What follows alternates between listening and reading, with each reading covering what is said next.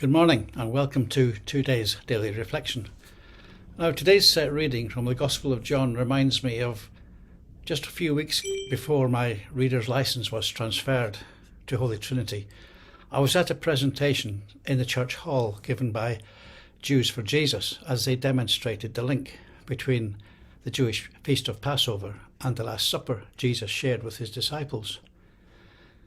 Immediately after, the church was open for those who wanted time for a quiet reflection in a quiet, candlelit atmosphere.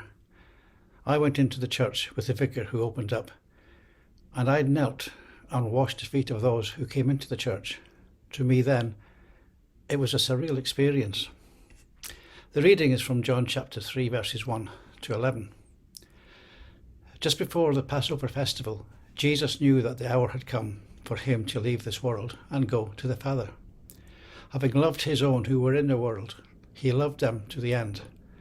The evening meal was in progress, and the devil had already prompted Judas, the son of Simon Iscariot, to betray Jesus. Jesus knew that the Father had put all things under his power, and that he had come from God, and he was returning to God. He got up from the meal, took off his outer clothing, and wrapped a towel round his waist. After that he poured water into a basin and began to wash his disciples' feet, drying them with a towel that was wrapped around him. He came to Simon Peter, who said to him, "Lord, are you going to wash my feet?" Jesus replied, "You do not realize now what I am doing, but later you will understand." "No," said Peter, "you shall never wash my feet." Jesus answered, "Unless I wash you, you will have no part with me." Then Lord Simon replied, "Not just my feet, but my hands and head as well." Jesus answered, "Those who have had a bath need only to wash their feet. The whole body is clean, and you are clean, though not every one of you." For he knew who was going to betray him, and that was why he said not everyone was clean.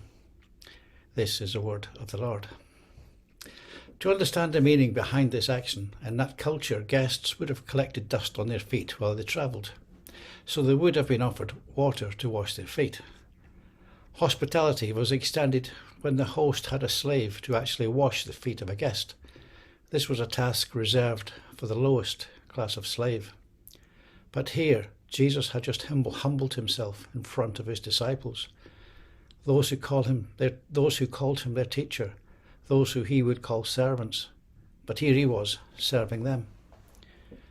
What would it look like for us to wash the feet of the people in our life?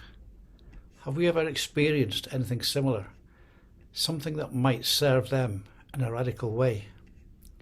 What might it feel like to wash the feet of someone in your life?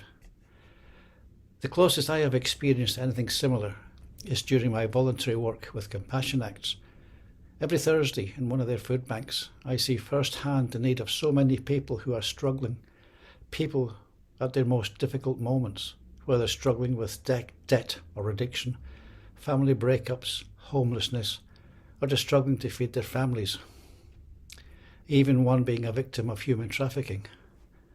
The reasons people need help are many, yet the response of the volunteers at Compassion Act is the same: a caring, non-judgmental, compassionate response, with an understanding of whatever their issues are, they need addressing rather than hiding. While only a small cog in a much bigger wheel, I'm the first person people meet as they come through the door. Many arrive nervous, some even in tears, but for the most, pride is the most difficult. Some are even embarrassed to even just happen to ask for help. So with respect and with sympathy, I try to understand their needs, then reassure them of the positive support that Compassion Acts can offer them. Whether that is with a food parcel for those in an emergency crisis, or a more long-term solution with the support from a food pantry. And there is always a welfare advisor in attendance. Those same advisors, those same advisors who in the last 3 to 4 years have helped a great many people reclaim thousands of pounds in what had been both unknown and unclaimed benefits, which in turn has given dignity back to many people. I remember one letter of thanks saying that she didn't feel like she was being given a handout, but it felt like someone had been holding her hand. My experiences on a Thursday is always balanced on a Monday when I see the generosity of a great many people when I spent a few hours in the warehouse of Compassion Acts when we process the many donations of food and toiletries that flood in from ordinary people, from churches, supermarket donation boxes, and even from schools. Jesus' ministry was always one of service. He said we must be changed to become teachable like children. The humility of a child, he said, is the only mark of true greatness. He also told us to love our neighbour as we love ourselves. Sometimes that means getting out of our comfort zone. Getting to know our neighbour, especially those in need, can sometimes mean sacrifice on our part. Jesus was always thinking about others, and those verses highlight that in a powerful way.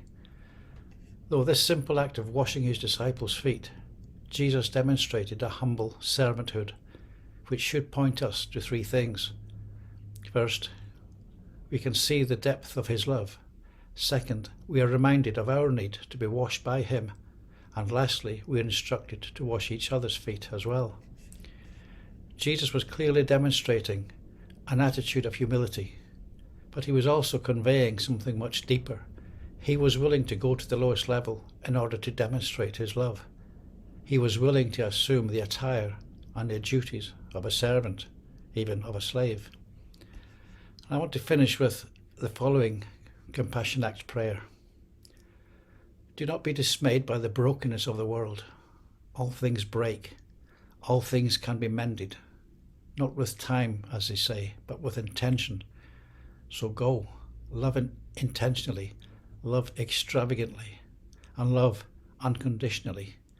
The broken world awaits in darkness for the light that is you. Amen. Now, whatever you do today, rest of this week, do it with a smile. Bye for now.